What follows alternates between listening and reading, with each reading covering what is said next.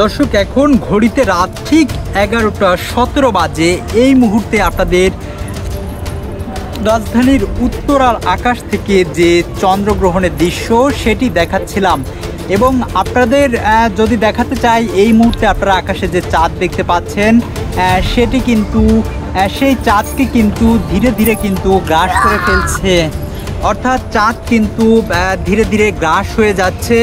ঠিক রাত 10:30 যদি আপনাদের জানাতে চাই, এই উত্তরার আকাশে এই চাঁদ চন্দ্রগ্রহণ, পূর্ণগ্রাস যে চন্দ্রগ্রহণ, সেই পূর্ণগ্রাস চন্দ্রগ্রহণের দৃশ্য কিন্তু আমাদের চোখে ধরা পড়ে।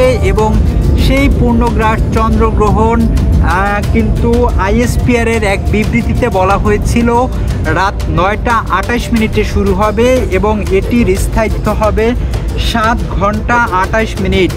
অর্থাৎ আগামীকাল ভোর পর্যন্ত এই পূর্ণগ্রাস চন্দ্রগ্রহণ চলবে।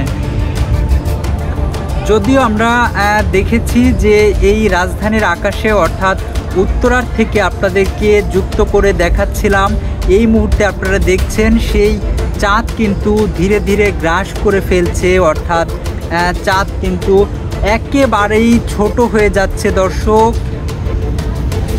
সেই দৃশ্য কিন্তু দর্শক আপনাদের দেখাচ্ছিলাম এই রাজধানীর উত্তরার থেকে। আপনাদেরকে এই উত্তরার থেকে আমরা এই চন্দ্রগ্রাসের যে দৃশ্য, সেই দৃশ্য ধারণ করছি, এবং আপনারা দেখছেন ধীরে ধীরে কিন্তু সেই চাঁদ কিন্তু ছোট হয়ে আসছে।